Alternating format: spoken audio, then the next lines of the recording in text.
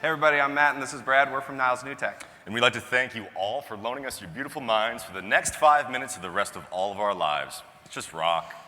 In walks Mr. Knows-All, confident and proud, chin raised high, shirt freshly pressed, ready to impress, demanding respect for the content knowledge that he has obtained from his higher education. He is ready, he is willing, and he is fully expecting to make it happen.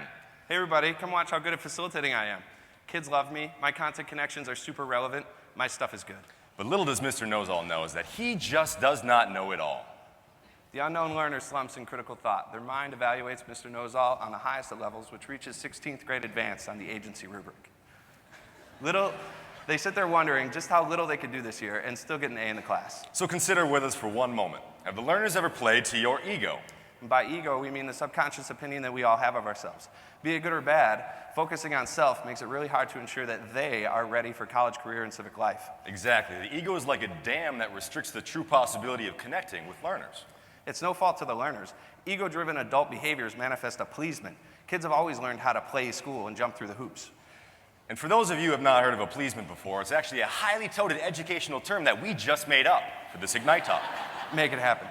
A-pleasement is the appeasing of teacher intent to teach through the pleasing of teacher ego for least possible resistance in learning. And it's got no trans fat in it, so you know it's healthy for the education system, right? No, it's actually a disease in the education and it corrupts it today. An analogy rings true. When an ego-driven adult walks up to a lake, he or she sees his or her own reflection in the lake. Finding no fault with it, they feel appeased and they can move on to check the next lake. Pagano, the superficiality of a surface reflection here barely scratches the top layer of this analogy. I'm going to need a workshop on that. Why, certainly. To get this workshop going, however, because it's the first one of the conference, we need to get a round of applause. Can you guys give us a quick round of applause, get it cooking? Come on. Really give it up for us. Come on, give it up. Man.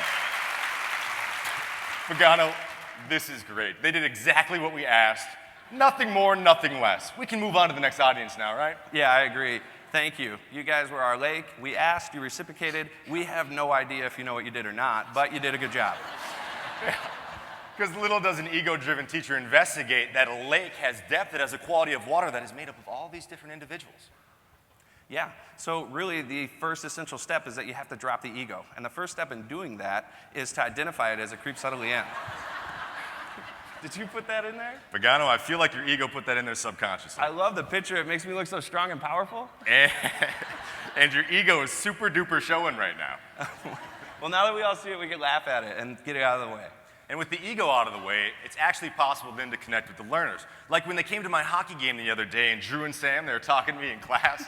Man, I got a breakaway, and I deked the goalie out of his socks. It was so awesome. They said I looked like Alex Ovechkin. I'm just going to fly around the room one time. What do you want? I'm just wondering what all the other learners were doing while you were being pleased for 5 to 10 minutes. Whew. Well, I guess they weren't really interested in what my ego had to offer, so I did not see them. See, this is the problem. The ego cannot love. So in order to build that true connection with the learners, we have to drop the ego. Yeah. True connections like love that connect the channels of the great freshwater lakes. Love is what builds that connection between the facilitator and the learner. And we as facilitators of learning must blend our fresh-flowing waters with all the unique lakes that occupy our studios each and every beautiful day. Like reversing the flow of the Chicago River to pull pollutants away from the city's source of fresh drinking water. We need to build passageways with our learners so that they could feel our love. This is how love makes it happen. This is where we hear the stories of our learners' home life. This is where we come to find that maybe learning isn't the highest priority in our kids' lives.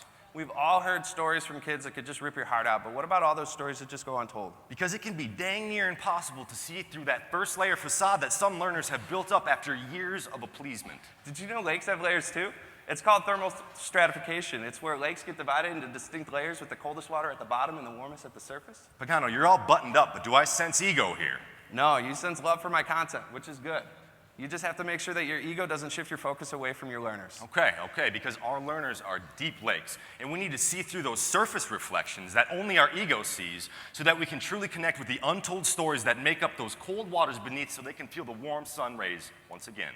We need to build a connection like the Panama Canal connects oceans so that we could dredge out that individual who is fully ready to take on any challenge life throws his or her way. We need to show learners what it feels like to be supported by other streams when they're at risk of drying up. We need to recognize that the data we analyze in the cycle of inquiry is the life and future of our learners. And the plans that we develop and implement must be designed to fight against the years of appeasement in a broken system that learners have either learned how to play or straight up bow out of.